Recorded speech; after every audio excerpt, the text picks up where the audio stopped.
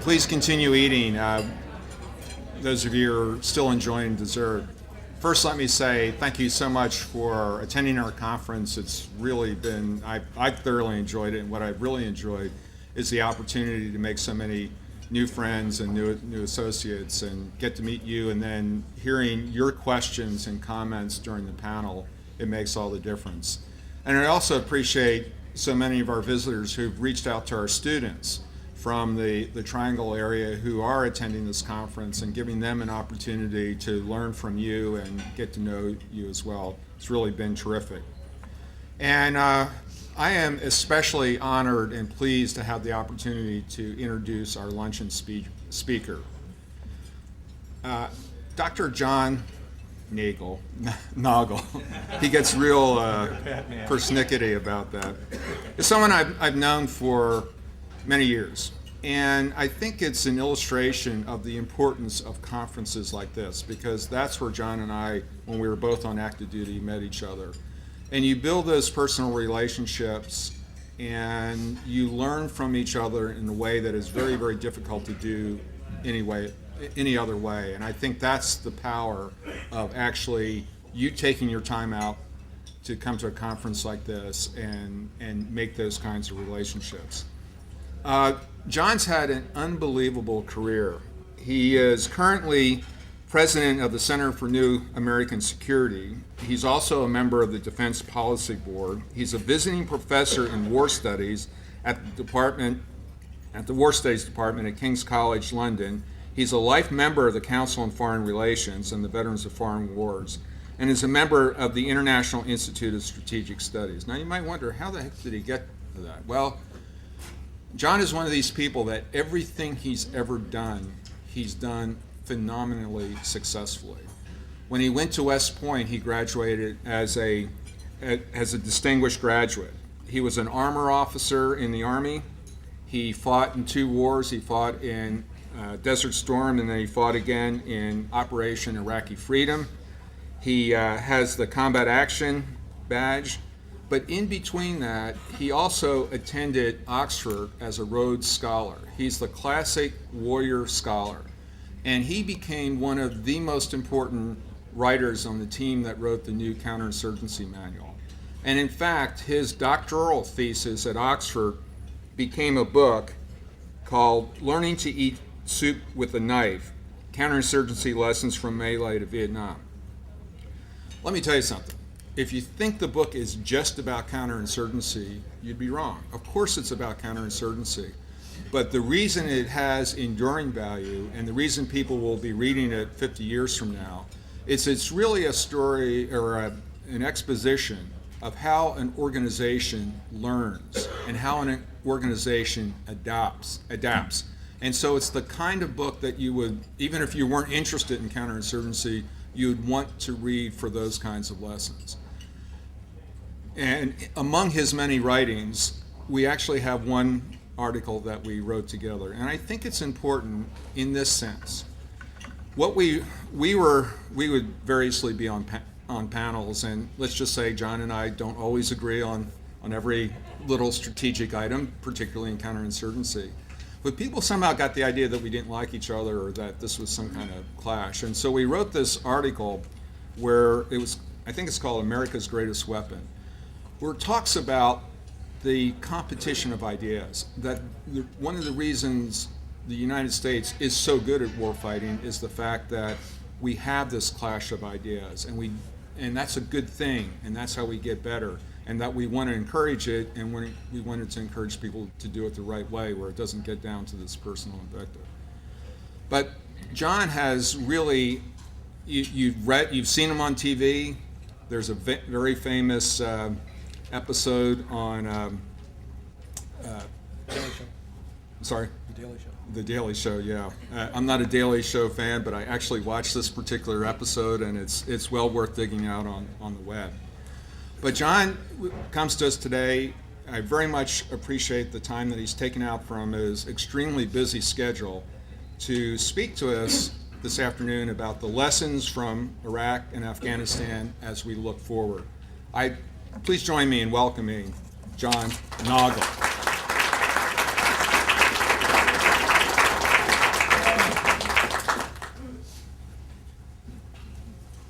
Thanks for that, Charlie. I wore my Army Air Corps tie.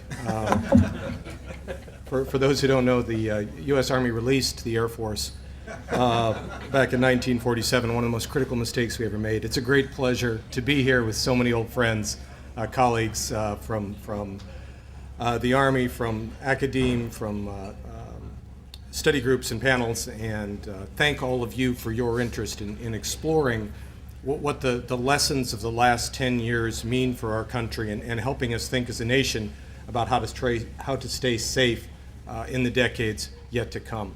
And what I'm going to do today, if I can, is sort of build on what Brian Jenkins did last night. Brian really gave us, for those of you who weren't here, a wonderful intellectual history of the last 10 years of counterterrorism operations against Al-Qaeda.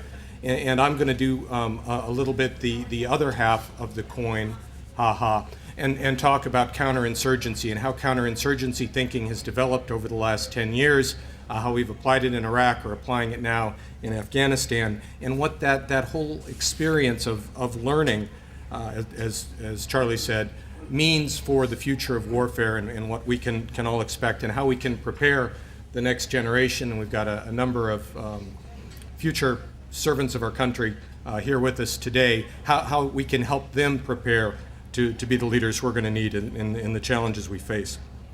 And my own interest in counterinsurgency, ironically, began after the first war I fought in, Desert Storm, a very conventional tank-on-tank kind of war. And I actually had a tank platoon in that fight in the famed 1st Cavalry Division. And it was a great war. It was the kind of war I'd prepared for. It was, as a West Point cadet, I became an armor officer. It was the kind of war I dreamed of. And we took the Iraqi army from the 4th largest in the world to the 2nd largest in Iraq in a period of about 100 hours. And reflecting on that experience afterwards, I became convinced that in the wake of the Cold War, the collapse of the Soviet Union, and the utter defeat of a pretty capable army on a conventional battlefield in very short order, that our enemies simply weren't going to fight us conventionally anymore. They had no hope of confronting the extraordinary might, and it must be said, not so much of the U.S. Army and the Marines, but frankly of the U.S. Air Force, which gives us unparalleled ability to reach out and touch someone when you care enough to send the very best. So, but that conventional superiority is a very good thing. I'm not advocating we get rid of it, but in the wake of Desert Storm, as I reflected back on that experience, I became convinced that our conventional superiority was going to drive our enemies away from this and toward fighting us unconventionally.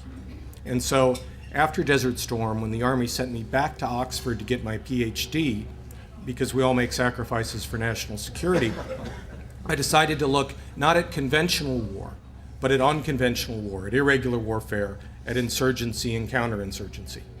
And if you're studying low-intensity conflict at Oxford, of course, you read the works of T.E. Lawrence of Arabia, who was not a counterinsurgent, but was actually an insurgent. He led an army of Arab guerrillas against a conventional Turkish army in the First World War. And Lawrence actually felt sorry for them. He said that for the conventional army, there's nothing to fight. We're like ghosts. We rise up out of the sand, we congeal, we strike, and then we dissolve back into the sand. They're like a blind boxer. They could kill us if they could only find us. For them, making war on rebellion must be messy and slow, like eating soup with a knife. And I read that phrase, and I was happened to be in the bathtub. I come back from Iran. I'm in the bathtub reading Lawrence of Arabia. That's what you do at Oxford. And I came out of the bathtub, and I said, I danced around the house. I was so excited. I said, Eureka, Eureka, I found it. I have the title of my dissertation. And my wife said, that's nice, honey. Go put some clothes on, please. So I had the 10-word title, and I needed another 99,990, and because that's the rule, 100,000 words. So to come up with those 99,990 words, I looked at two cases. I looked at the British Army in Malaya and the American Army in Vietnam.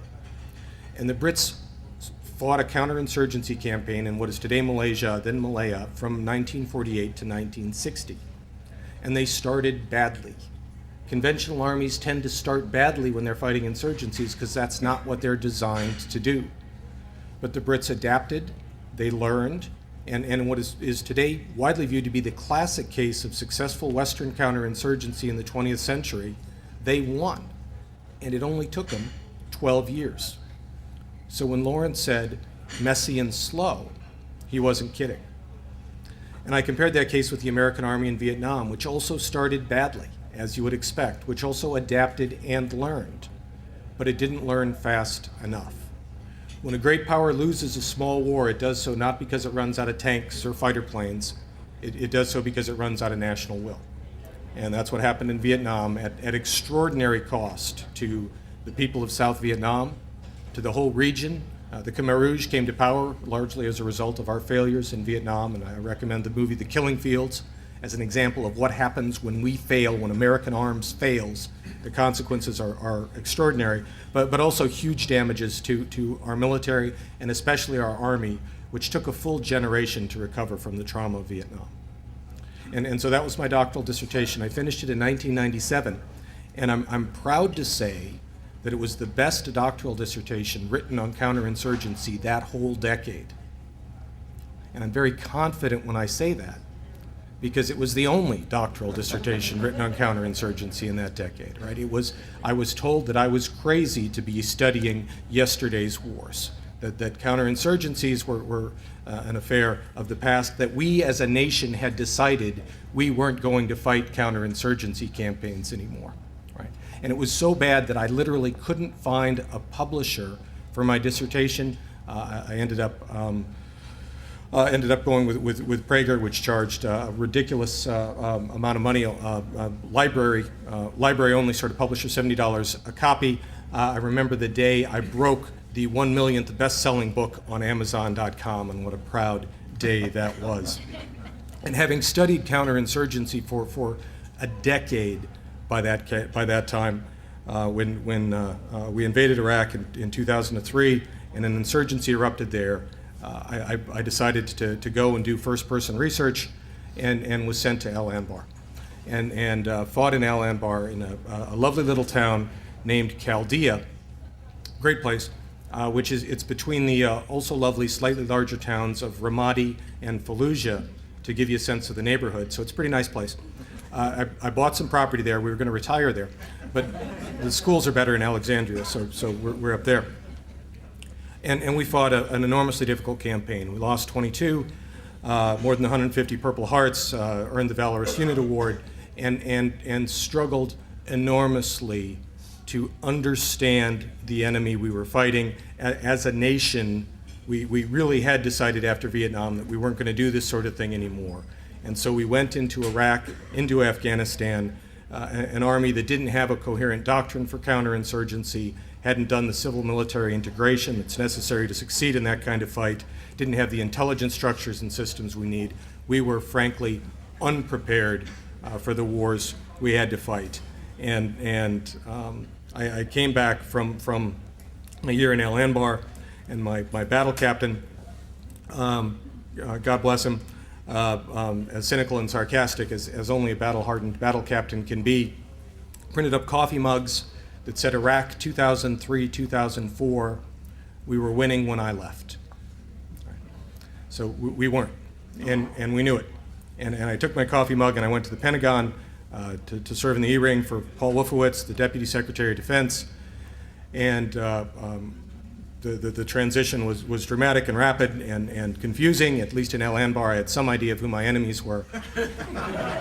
but went to work in the Pentagon trying to help us change the way we thought about counterinsurgency as an army and as a nation.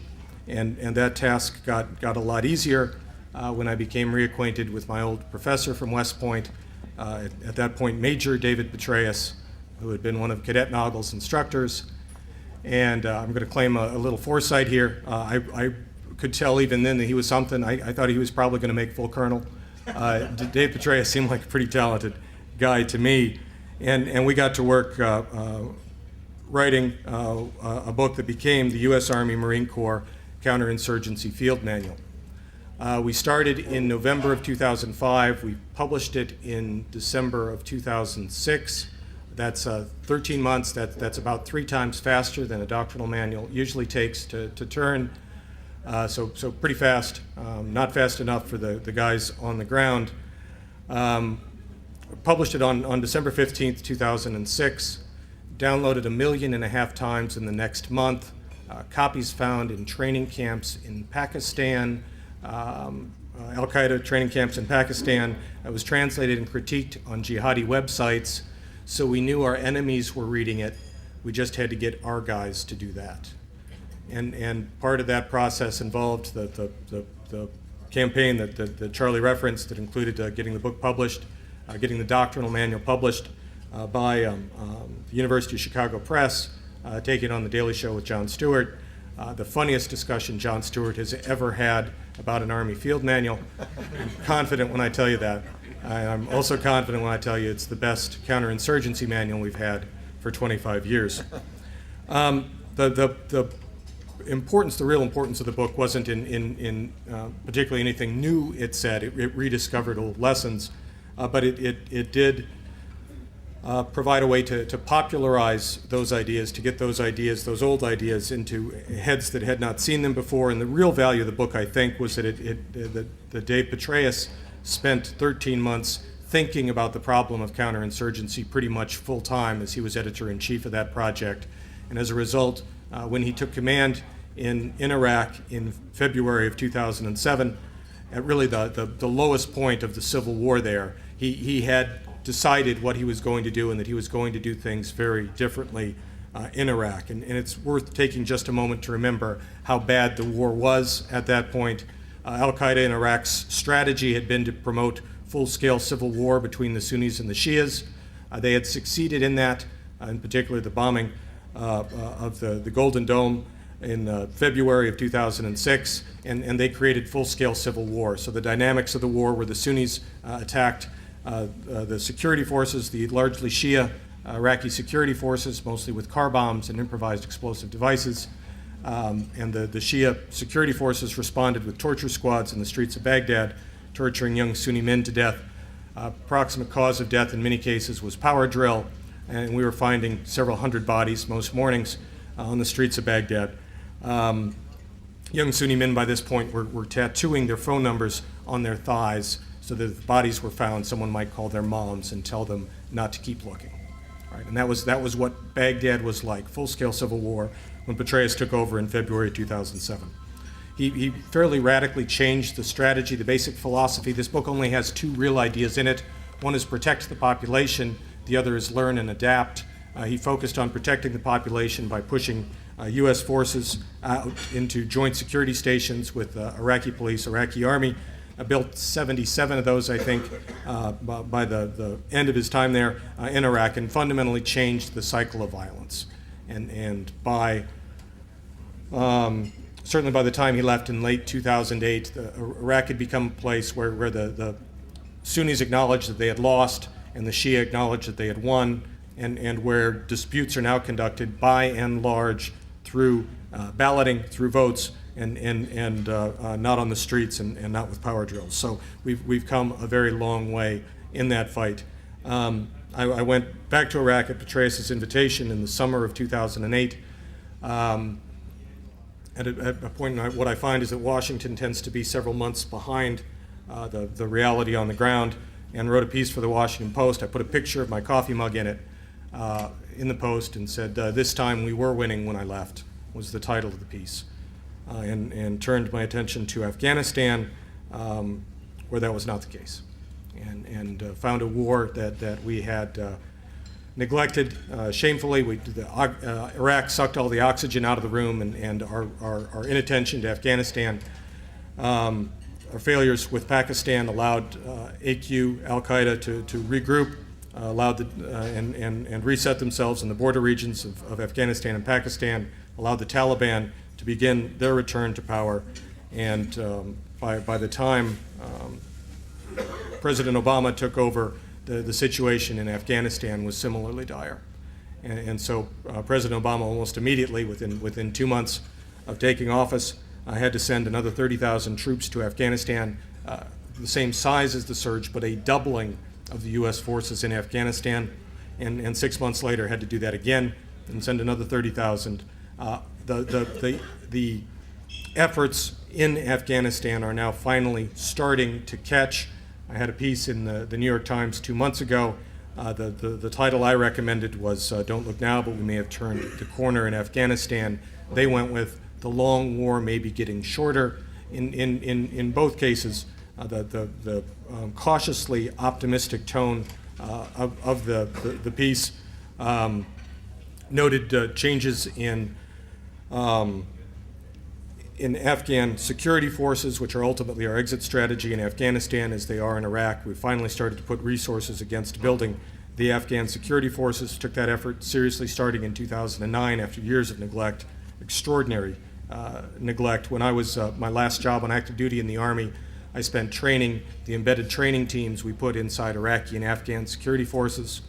When a team for Iraq showed up in 2006, I could not only tell them where they were going in Iraq, what team they were replacing, I could give them the phone number and the email address of that team leader so they could immediately start the transition process. Not only could I not do that with my guys going to Afghanistan when they arrived, I couldn't do it when they left the training 2 months later. They were literally, when they got on the ground in Afghanistan, the 12-man teams I'd trained were being broken up into 3-person sub-teams and assigned 1, 2, 3, you 3 go here, 1, 2, 3, you 3 go there. An extraordinary demonstration of the lack of commitment we were showing to Afghanistan, I would argue, as late as 2008. So we are, as a result, a number of years behind in Afghanistan where we are in Iraq.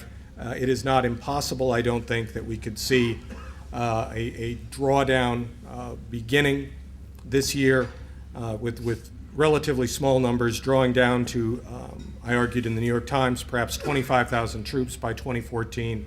I see a long tail in Afghanistan.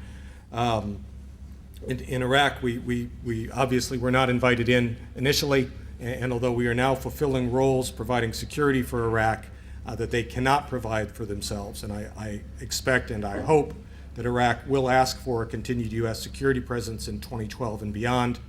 Secretary Gates has made it known publicly that the United States would look favorably on such a request, that we have long-term security interests in Iraq, and that if they ask for more help, we can give it to them, and we will give it to them.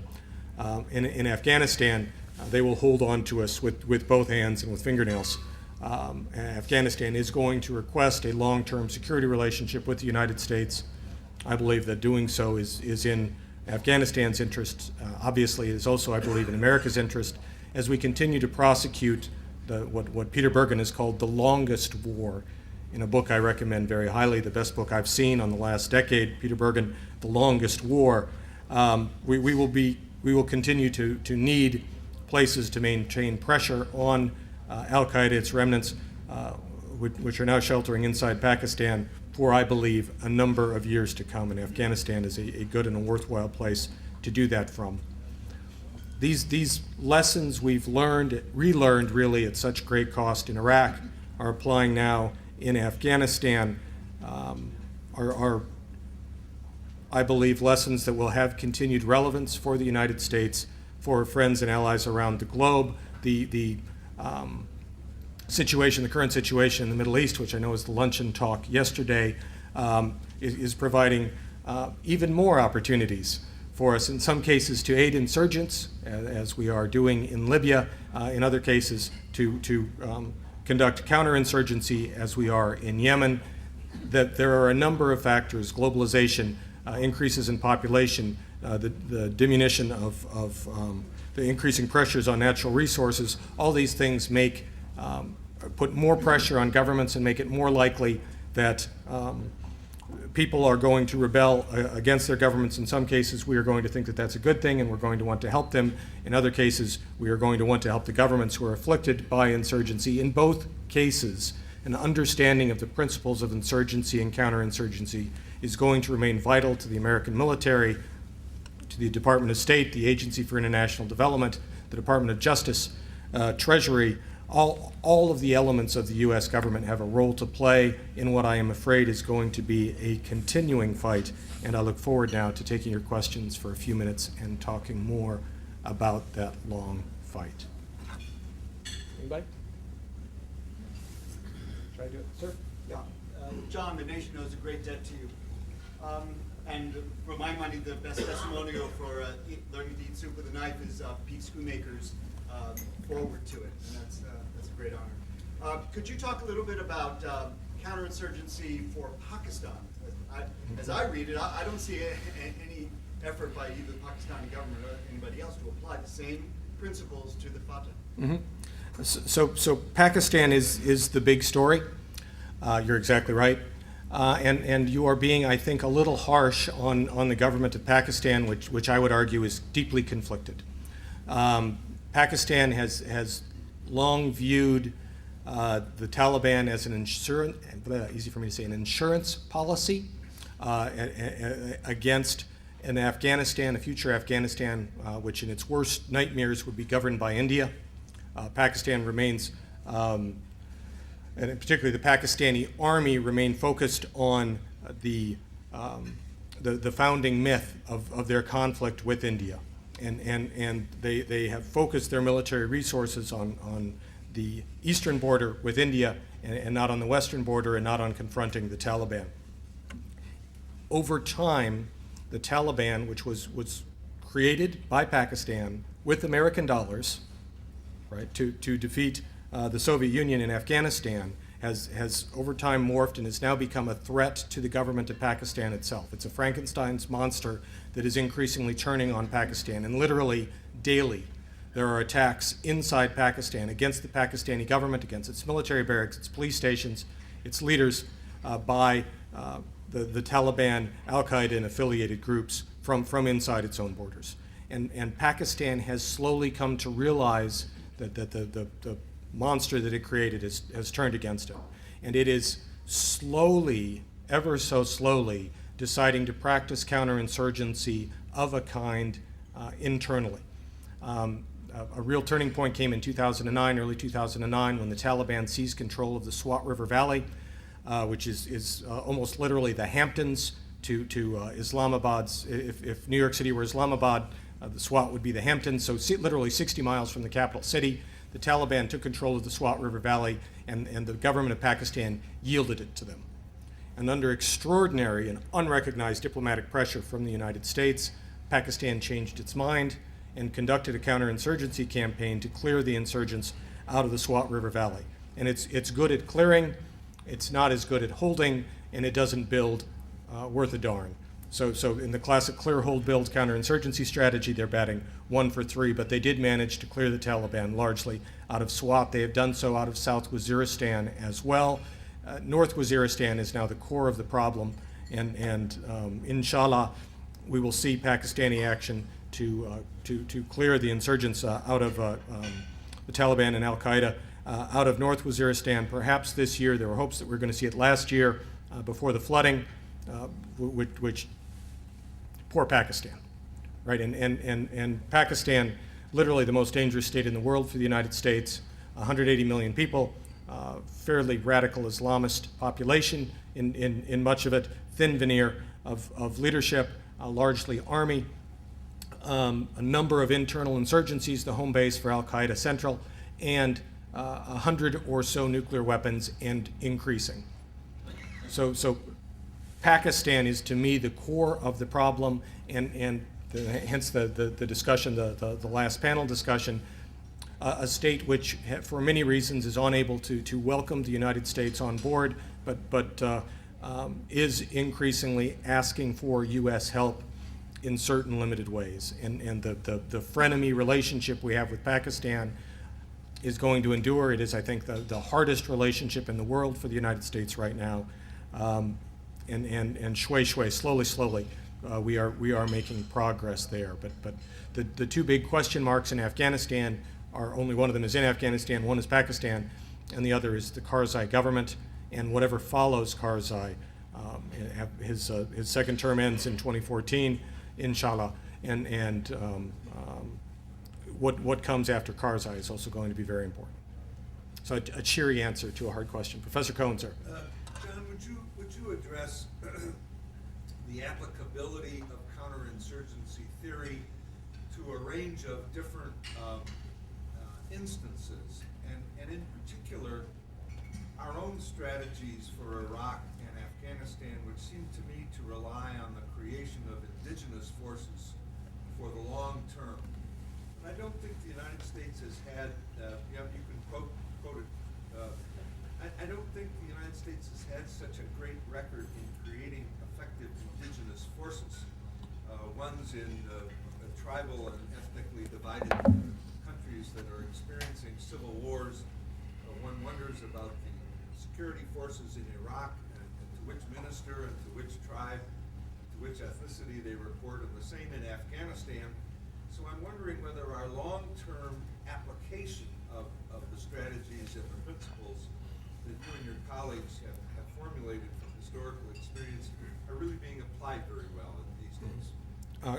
A great question, and if I can quote from the good book, we stole this diagram from Pete Corelli, who was then the commanding general of the 1st Cavalry Division. General Corelli, now the Vice Chief of Staff of the Army, and just a wonderful man. It looks like he's going to retire later this year, but Corelli derived 6 logical lines of operation in a counterinsurgency campaign, and we thought it was so good we stole it. And they are conducting combat operations against identified enemy forces, which is what counterterrorism is. So counterterrorism is part of counterinsurgency. It's not always and often is not the most important part. Sometimes at the very start of clearing operations, in fact, it is. Building host nation security forces, which I'll come back to, providing essential services to the population, giving them good governance, helping them with economic development, all wrapped in a comprehensive information operations campaign. That's what counterinsurgency looks like. Worth noting that of those 6 tasks, only 2 are primarily military, and only one of them is what the military thinks its job is, killing the enemies of the nation. The other one, which I would actually argue is more important in a counterinsurgency campaign than killing our enemy, is training host nation security forces. Ultimately, we're not going to win this thing. We're going to bring down the level of the insurgency while bringing up the level of host nation governance and host nation security forces, that they can handle it on themselves and manage it themselves over the long haul. But as Dick says, this is not something that historically we've been good at. And we've got Colonel Kevin Collier with us. Kevin, a great American hero and a veteran of special forces who spent a bunch of time training host nation security forces in the Philippines. That's what he was designed to do, what the special forces were designed to do. But demand for tall, good-looking special forces guys like Kevin far exceeds the supply available. And so we've had to use, frankly, fairly makeshift forces, and this is what I was doing at Fort Riley, Kansas, training MIT teams, military transition teams, trainers, to embed inside Iraqi and Afghan security forces. And the training I was providing for them was inadequate. They were inadequately selected, and they have been inadequately rewarded for the extraordinarily important work they're doing in training host nation security forces, which I believe to be the most important single military component of this long war we're fighting in Iraq and Afghanistan, in Yemen, in Libya, around the globe. And I've advocated for a number of years now the building of additional force structure inside the U.S. Army. I call it an advisor corps, to perform this vital mission of foreign internal defense and to push more resources into that so that we do it better, build on some of the lessons of history, and fully accept that this is what our Army is going to do. Not fight wars for us, but increasingly help our friends and allies to do the fighting. We've just had, just Monday of this week, we changed command of the Army from George Casey, a man whose whole life has been the Army, whose father was the senior officer killed in Vietnam. The General Casey Sr. died in action about 2 months before his son joined the Army, and General Casey, a wonderful man, replaced by Marty Dempsey, who has interestingly led the mission to raise, train, equip Iraqi security forces, the Multinational Security Transition Command. Many people are hopeful that General Dempsey will put more emphasis on this mission based on his own experiences and on his thinking about what the future of conflict is going to look like for the U.S. Army. So, great question, Dave. Thank you. Anybody else? John, as we look ahead, given what the American people, the polls and so forth, how do you see us marketing, for want of a better term, those instances where we have to do counterinsurgency or something like this, when we know it's going to be unpopular and there's going to be a lot of resistance with the large footprint operation? For future leaders, what would your thoughts be on that? So Charlie's question about the unpopularity of counterinsurgency and the requirement to put a lot of boots on the ground for a long time. Astoundingly, one of the actual factor that led me to write the New York Times piece that I talked about earlier was something that I found extraordinary that happened over the course of December of last year. There was a dramatic shift in U.S. policy toward Afghanistan that passed without notice. And although Afghanistan is often cited as being an unpopular war, it did not rise to the top 10 list on voter interest in the recent midterms. It was not an issue in any of the 435 House elections, races, or the 33 Senate races. Not a significant issue in any of them. A remarkable lack of concern about them. Although Afghanistan is rated as an unpopular war by a majority of the American public, the depth of feeling is fairly minimal.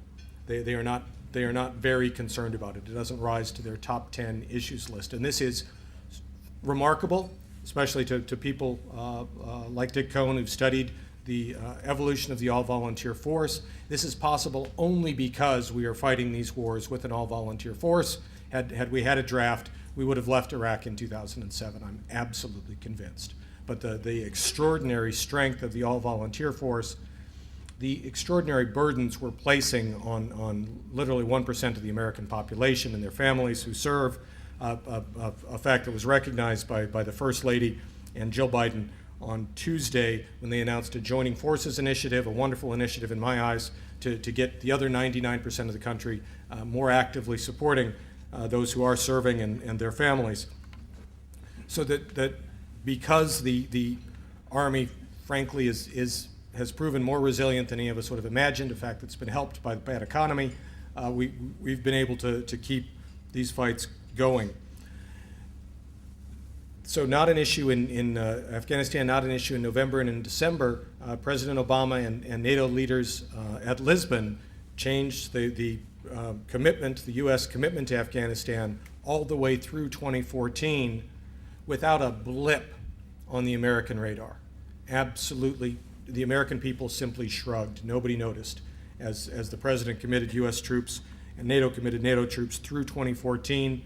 And 2 weeks ago, when he was in country, Secretary Gates announced that he's already in negotiations with the Afghans over what our presence looks like in 2015 and beyond. So although these wars may be unpopular, as long as the all-volunteer force holds together and the burden is only being borne by a very small percentage of the American population, I think that we will have the wherewithal to continue to do them. Whether that's a good thing or not is a very different question, and I'm happy to have that discussion. As I said, I would like to see more commitment of the rest of America to the fight. But the ability of the all-volunteer force to sustain these fights is to me an object of wonder and a cause to give thanks to those in uniform, like Kevin and others in the room.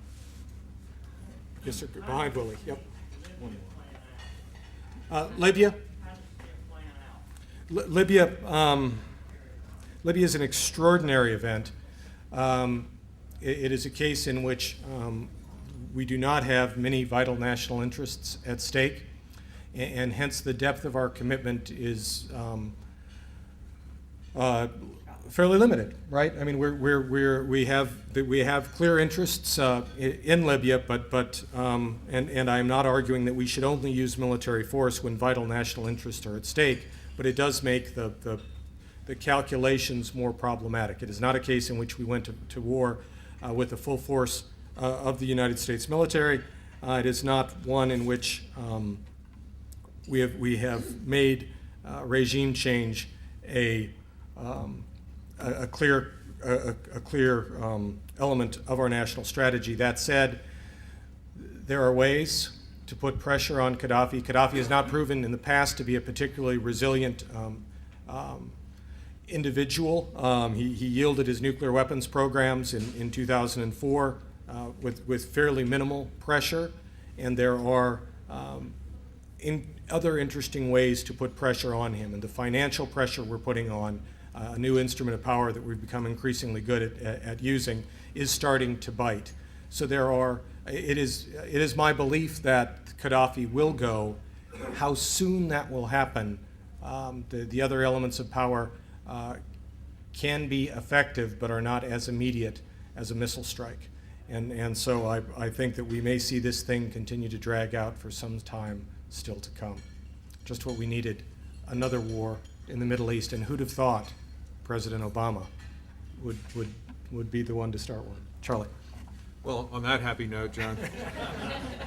No, I think what you heard at lunch here today is a good example of why John is a Rhodes Scholar. He really brings to these issues not only the real world experience of having been on the battlefield himself, but a huge intellect. And that's the kind of thing that I find very exciting when I see a relatively young man like him. This is the kind of intellectual power that's going to be brought to bear. And that, to me, is very much a good thing. And John, I'd like to thank you. This is, believe me, when I use the word token of our appreciation, I'm not exaggerating. It really, terrific.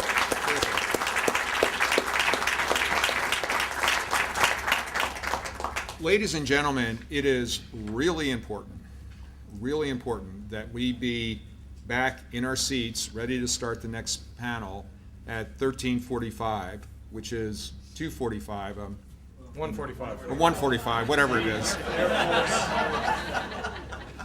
Because we're on a very tight schedule this afternoon with the auditorium. So if I could importune you to be there, that would be really great. Thank you so much.